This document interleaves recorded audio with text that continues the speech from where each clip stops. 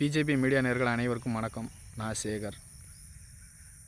மதுரையில் திருப்பரங்குன்றத்தில் திமுக கூட்டணி கட்சி எம்பி நவாஸ்கனி அங்கே போய் மாமிசம் எடுத்து சாப்பிட்டுக்கிட்டு இருக்கிறாரு. என்ன தைரியத்தில்? மதக்கலவரத்தை தூண்டி விடத்தான், வேறு ஒன்றுமே இல்லை. ஏன்னா மதக்கலவரம் வந்துச்சுன்னா முஸ்லீம் ஓட்டை அவ்வளவும் அவன் அறுவடை பண்ணிக்கலாம். மொத்தமும் அவன், ஏன்னா முஸ்லீம்காரன் 10 பேர் இருந்தாலும் 10 பேர் ஒற்றுமையாக இருப்பான். அந்த 10 பேர் ஒற்றுமையில் அவன் ஓட்டு டிஎம்கே போட்டுருவான்.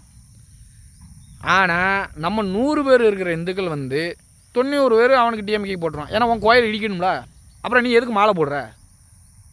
நவாஸ்கனிங்கிற ஒரு எம்பி, அது என்ன பிரச்சனை, 2 பேத்துக்குள்ளே என்ன பிரச்சனை, என்ன ஏதுன்னு பேசி தீர்த்துக்குருவோம்னு சொல்லி அவர் இருக்கணும்.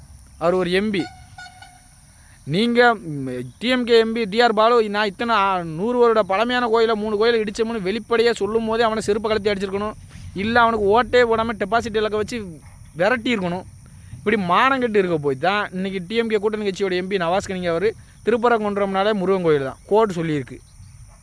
அப்படி இருந்தும் நம்ம கூட்டணி ஆட்சி நடக்க டிஎம்கே இருந்தால் ஒட்டு மொத்தத்தையும் இந்த இந்து கோயிலை பூரா இடிச்சிடணுங்கிற ஒரே நோக்கத்தில் அவங்க செயல்பட்டுக்கிட்டு இருக்காங்க. 2 தான், மதக்கலவரத்தை தூண்டி விடணும். மதக்கலவரத்தை தூண்டி விட்டோம்னா முஸ்லீம் பூரா நமக்கு ஓட்டு போடுவான். மானங்கட்ட ரோசங்கட்ட 90% இந்துக்களும் டிஎம்கே தான் ஓட்டு போடுவான். ஒரு 10% தான் மானமுள்ள ரோசமுள்ள இந்துக்கள் அதுவும் இந்துக்களை எப்படி மானமுள்ள ரோசமுள்ள இந்துக்கள் பூரா பாரதிய ஜனதா கட்சியிலையும் ஆர்எஸ்எஸ் தான் இருக்கிறான். நம்ம கட்சி எந்த மதத்துக்கோ எந்த ஜாதிக்கோ எதிரானவங்க கிடையாது. ஆனால் இவங்க நம்மளை தூண்டி விட்டுக்கிட்டே இருக்கிறாங்க. இன்றைக்கி டிஎம்கேவோட கூட்டணி கட்சி எம்பி நவாஸ்கனிங்கிறவர் திருப்பரங்குன்றத்தில் போய் ஒரு மாமிசத்தை தான் சாப்பிட்டுக்கிட்டு இருக்கிறாரு. எவ்வளோ பெரிய தப்பு! இதுக்கு பேர் என்ன பேர்? வன்முறையை அப்பட்டமாக தூண்டி விடுறாரு, வேறு ஒன்றுமே இல்லை. இது எல்லாம் அந்த ஸ்டாலின், முதல்வர் ஸ்டாலினோட அறிவுரையின் பேரில் தான் நீ அங்கே போய் சாப்பிடு, நீ அங்கே போய் ஏதாவது பண்ணு, மதக்கலவரத்தை தூண்டி விடு. நம்ம அடுத்த 2026 நம்ம தான் வரணும். ஏன்னா நம்ம இது 4 வருஷமாக நம்ம மக்களுக்கு ஒரு மயிரும் பிடுங்கலை.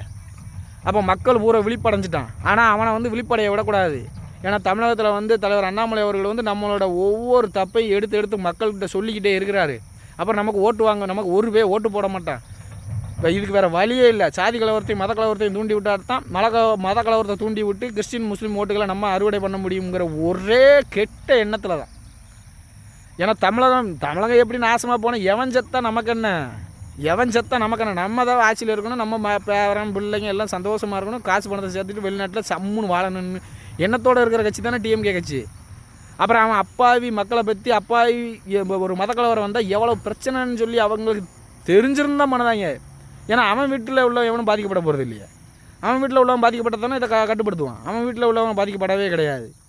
தயவு செஞ்சு பாரதிய ஜனதா கட்சியில் இருக்கிறவங்களும் சரி, ஆர்எஸ்எஸ் காரங்களும் சரி, மானமுள்ள ரோசமுள்ள இந்துக்களும் சரி, ஓர் அணியில் திரண்டு இவங்களுக்கு எதிராக வன்மையாக கடிக்கணும்னு பணிவோடு கேட்டுக்கொள்கிறேன். நன்றி, வணக்கம்.